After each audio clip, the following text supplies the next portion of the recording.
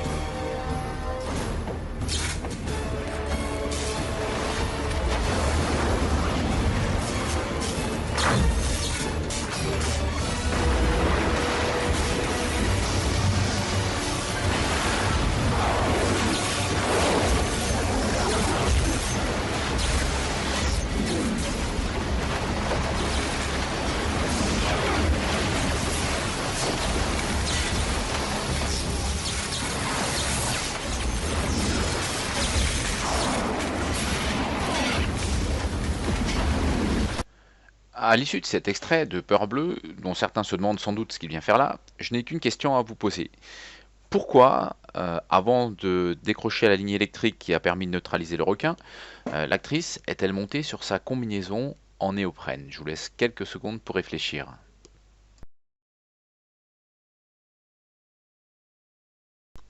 Alors j'entends votre réponse d'ici, mais bien sûr, c'est parce que l'eau est un conducteur, et donc elle s'isole de l'eau en montant sur sa combinaison en néoprène, qui est un plastique, et donc un isolant.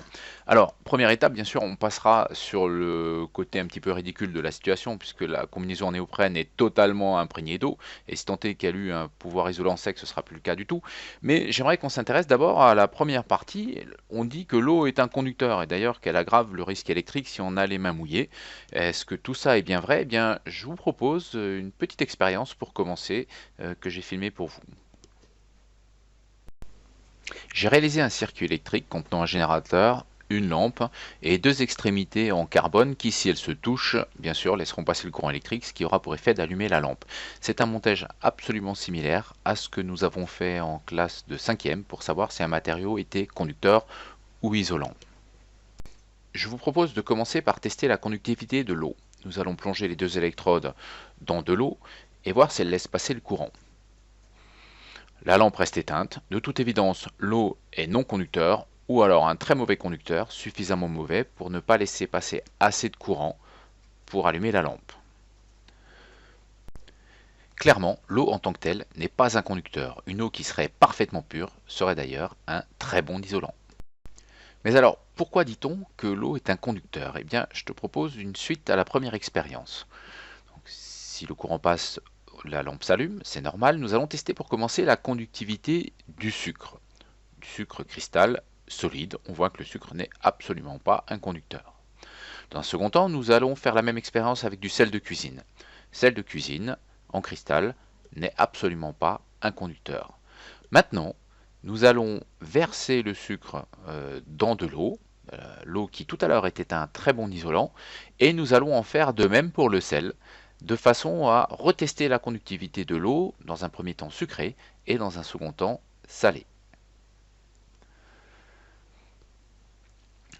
Alors, après avoir dissous une partie du sucre, tout n'est pas dissous, mais ce n'est pas bien important ici, on voit que l'eau sucrée n'est absolument pas un conducteur. On mélange du sucre isolant avec de l'eau isolant, le tout reste isolant. Faisons à présent la même expérience avec du sel de cuisine. On rappelle que l'eau, en l'absence de sel, est un isolant. On rajoute le sel de cuisine lui-même isolant, et on dissout une partie du sel. Si tout ne se dissout pas, ce n'est pas bien grave, pour réitérer la même expérience. Et là, vous voyez que l'eau salée est un conducteur. Qu'est-ce qui a changé? L'eau pure n'est pas conductrice, l'eau sucrée n'est pas conductrice, et pourtant l'eau salée le devient.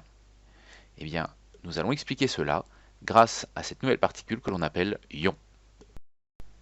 À retenir donc, une solution d'eau sucrée ne laisse pas passer le courant électrique, une solution d'eau salée laisse passer le courant électrique.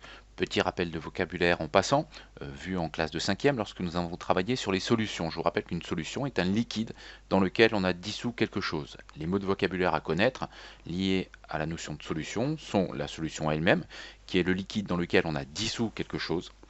Le liquide lui-même s'appelle le solvant, et le solide que l'on a dissous dedans s'appelle le soluté. Donc lorsque l'on dissout du sel dans l'eau, on parle de solution aqueuse salée. L'eau est le solvant, le sel est le soluté. C'est cette propriété d'ailleurs de conductivité de l'eau salée qui est utilisée pour mesurer la salinité de l'eau de mer. Pour savoir quelle est la teneur en sel de l'eau de mer, on y plonge des cellules qui mesurent la conductivité de l'eau de mer. On fait passer un courant et on regarde quelle est la conductivité de l'eau de mer. Plus l'eau est salée, plus elle est conductrice. Alors, pour comprendre cette conductivité de l'eau salée, il va falloir s'intéresser un petit peu à l'aspect nanoscopique des choses. On va aller voir au niveau de l'atome ce qui se passe. Et on va essayer de comprendre la différence entre dissoudre du sucre dans l'eau et dissoudre du sel dans l'eau. Quand on va dissoudre du sucre dans l'eau, alors le sucre, c'est la plupart du temps à la maison, le sucre en poudre est du saccharose. Dans l'exemple ici, c'est un autre sucre, c'est le glucose. Lorsque vous allez dissoudre du sucre dans l'eau, les molécules de sucre, celles qui constituent le cristal de sucre, vont simplement se disperser en toutes petites particules, à l'échelle des molécules, vont aller se disperser dans l'eau, mais elles vont rester des molécules de sucre. Lorsqu'on va faire la même chose avec du sel de cuisine, eh bien, le sel de cuisine, les particules vont également se disperser, comme dans le cas du sucre, avec une différence, c'est qu'en se dispersant, il va se former, nous allons avoir des particules positives et des particules négatives. Ces particules sont les ions, ces fameux ions dont nous venons de parler, ce sont eux qui sont responsables de la propriété de conductivité de l'eau. Alors, on est bien d'accord que dans l'exemple ici, les petits triangles bleus représentent les molécules d'eau. Comment ces particules positives, négatives, qu'on appelle ions, arrivent-elles à se former? Eh bien, pour le comprendre, il va falloir aller voir de très près au niveau des atomes, des éléments qui vont constituer le sel. Pour l'instant, on retiendra qu'une chose, toutes les solutions ne conduisent pas le courant électrique, seules les solutions qui contiennent des ions sont conductrices. D'accord? S'il n'y a pas d'ions, la solution n'est pas conductrice. Donc si on vous demandait par exemple expérimentalement de prouver qu'il y a des ions dans une solution, il suffit d'essayer d'y faire passer un courant. Si le courant passe, c'est qu'il y a des ions dans la solution. Si le courant ne passe pas, c'est qu'il n'y en a pas ou trop peu. Alors maintenant allons chercher à quoi est due cette propriété, comment se forment ces fameuses particules chargées. Allons regarder du sel de cuisine. Alors, le sel de cuisine, celui que nous avons utilisé dans l'expérience, qui permettait de rendre l'eau conductrice, le sel de cuisine, c'est du chlorure de sodium. Alors, le chlorure de sodium, comme son nom l'indique, est constitué des éléments chlore et sodium. Je vous propose de commencer par revoir la structure des atomes. On va parler des ions dans quelques secondes. Pour voir la structure des atomes de chlore et de sodium, on va s'intéresser à la classification périodique. On va évidemment chercher leur numéro atomique. Alors, pour le chlore, entouré ici en bleu, le numéro atomique est 17. Ça veut donc dire que le noyau de l'atome de chlore contient 17 charges positives. De la même façon, pour le sodium ici entouré en bleu, le numéro atomique est de 11. Ça veut donc dire que l'atome de sodium, enfin son noyau, contient 11 charges positives. Au passage, le sodium a pour symbole Na et pas S, S c'est pour le soufre, Na qui vient de l'allemand natrium.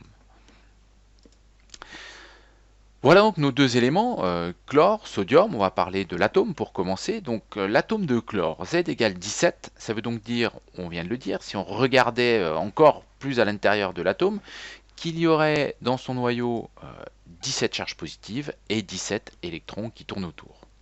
De la même façon, pour l'atome de sodium, il y a 11 charges positives dans son noyau, et donc, forcément, puisque l'atome est électriquement neutre, la même quantité, 11 électrons qui tournent autour. Si on regarde la structure de ce sel, on voit quelque chose d'un petit peu particulier. Vous voyez qu'il y a bien les éléments sodium représentés ici en orange et les atomes de chlore. Je dis atomes, ce ne sont pas des atomes, les éléments, pardon, chlore et sodium. Mais il y a un petit plus et un petit moins à côté. Ça veut bien dire que ce ne sont pas les atomes, justement, ce sont les ions, ces fameuses particules chargées. Alors comment les obtient-on?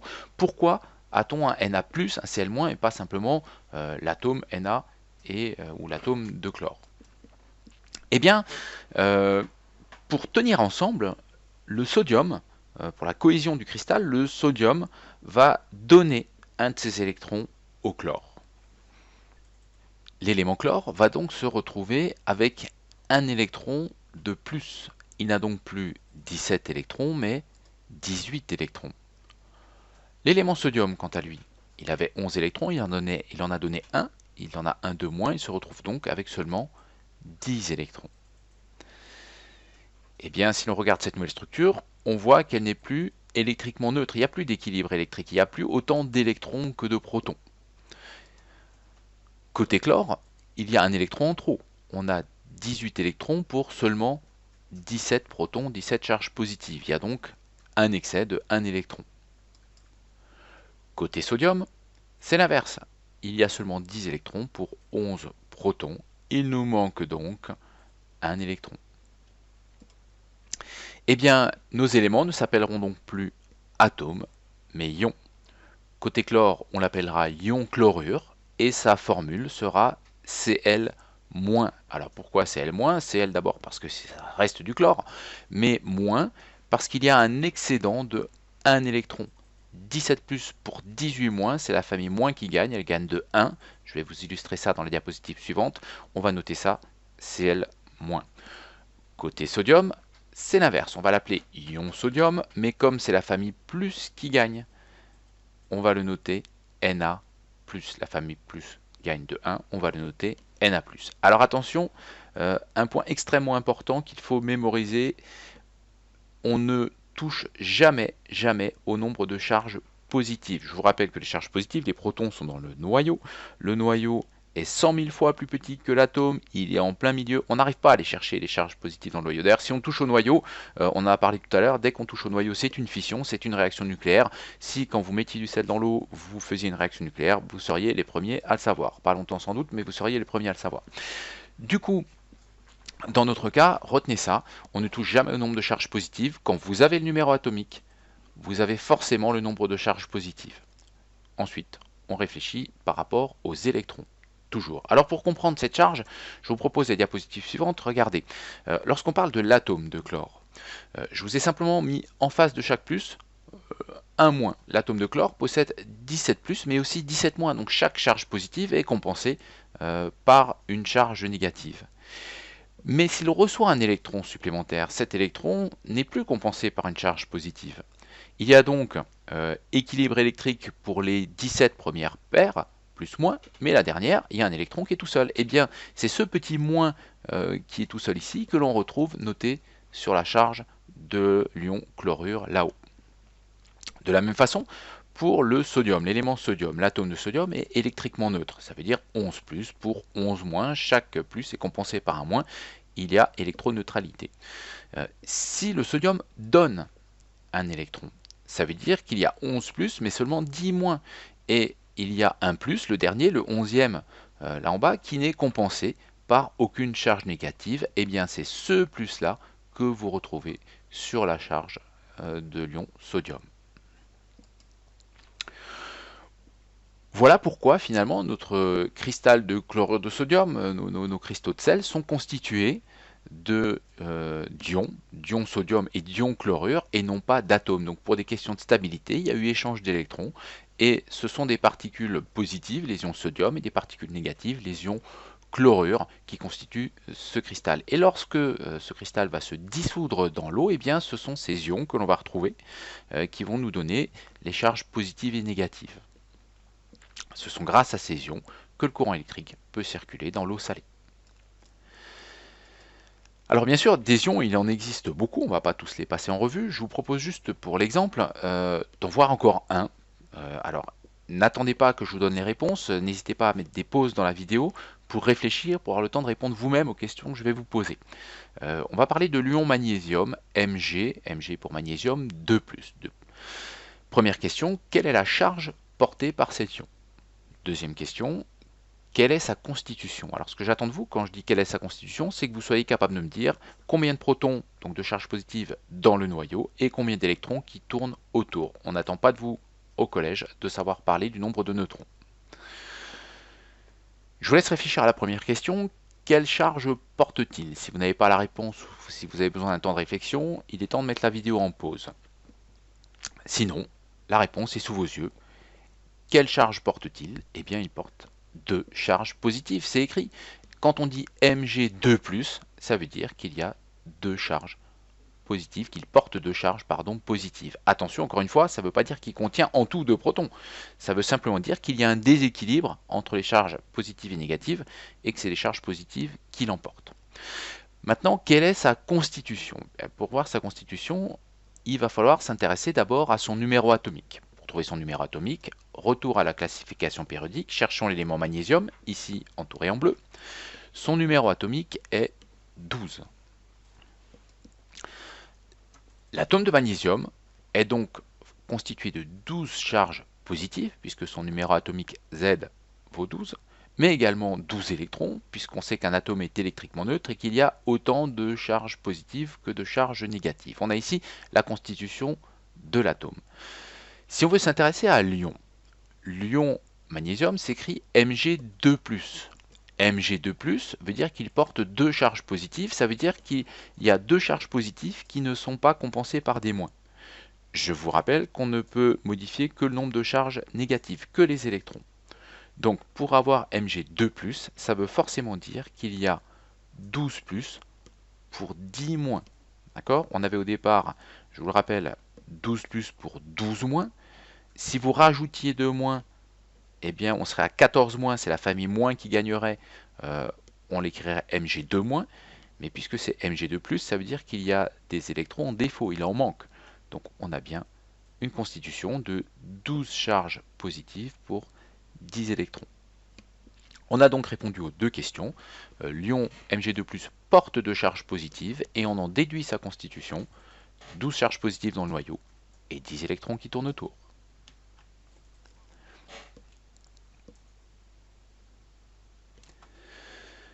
À retenir donc, qu'est-ce qu'un ion?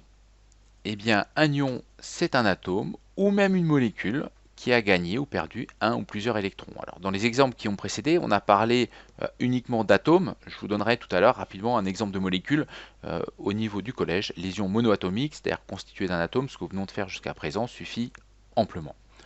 Un ion n'est pas électriquement neutre, bien au contraire, il est électriquement chargé, c'est ce qui lui donne la capacité de conduire le courant électrique dans les solutions, et la formule chimique de l'ion indique la charge qu'il porte. On retiendra donc l'exemple suivant, celui du sel de cuisine. L'atome de sodium possède 11 charges positives dans son noyau, 11 électrons autour, mais l'ion sodium, lui, ne possède plus que 10 électrons autour. il aura cédé un électron à l'ion chlorure, enfin au chlore, à l'élément chlore, et donc, puisqu'il y a 11 plus pour seulement 10 moins, on le notera Na+. L'ion chlorure, lui, a 17 charges positives dans son noyau, mais a 18 électrons autour, puisqu'il a gagné un électron. Il y a donc un excédent d'un électron, sa formule sera Cl-. Enfin, et pour terminer, je vous ai parlé tout à l'heure d'ion polyatomique. Eh bien, voilà un exemple d'ion polyatomique. Il s'agit de l'ion sulfate qu'on trouve dans toutes les eaux minérales. Alors, l'ion sulfate, il est constitué de un atome de soufre, on le voit, un S, 4 atomes d'oxygène, puisqu'il y a écrit O4, et l'ensemble porte 2 charges négatives. D'accord ? Et là, vous voyez bien l'importance de la rigueur de l'écriture, du respect des indices et des exposants. Il est important de mettre en indice le nombre d'atomes en exposant la charge portée. Sinon, on ne peut plus distinguer le nombre d'atomes de la charge portée. Ici, c'est bien clair, un soufre, 4 oxygènes, et on sait que l'ensemble porte 2 charges négatives. Il nous reste pour terminer cette séquence une dernière question à laquelle j'aimerais que vous répondiez. Il existe des ions, on l'a vu, positifs, des ions négatifs, lesquels se déplacent. Parce que si on compare à ce qui se passe dans les métaux, ce sont les électrons qui se déplacent. Alors que les métaux, prenons le cuivre, qui est un très bon conducteur, est constitué d'atomes de cuivre, lui-même constitué de charges positives dans le noyau et d'électrons autour. Et ce ne sont que les électrons qui se déplacent, pas les charges positives. Est-ce que dans les solutions, c'est la même chose? Est-ce qu'il n'y a que les électrons qui se déplacent, que les ions négatifs, pardon, qui se déplacent? Ou est-ce que c'est l'inverse, pourquoi pas, les ions positifs, ou est-ce que les deux se déplacent? Eh bien, pour y répondre, je vous propose de regarder l'expérience suivante.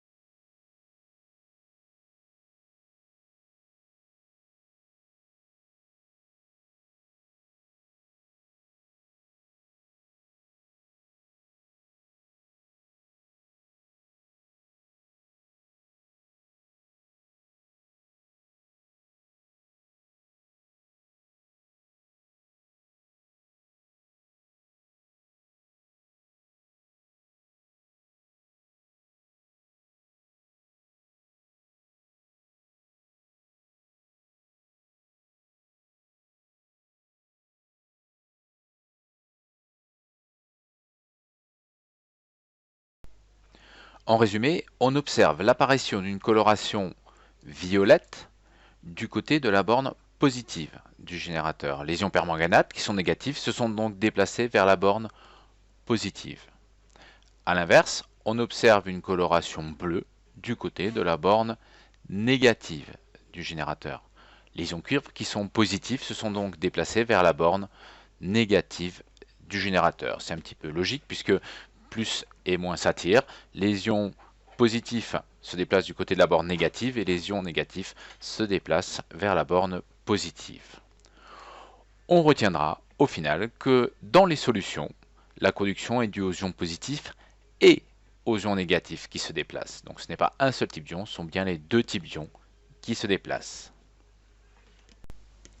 Cette séquence est à présent terminée, je vous remercie pour votre attention. Alors attention, il va maintenant falloir assimiler tout cela. Il y a beaucoup de choses entre la première partie sur l'atome et la seconde sur l'ion. Il y a quand même pas mal d'informations. Donc prenez le temps de poser les choses, d'apprendre les choses. Je vais vous transmettre une photocopie avec l'essentiel des contenus. Il faudra faire les exercices pour s'entraîner et nous retrouverons très vite pour une évaluation.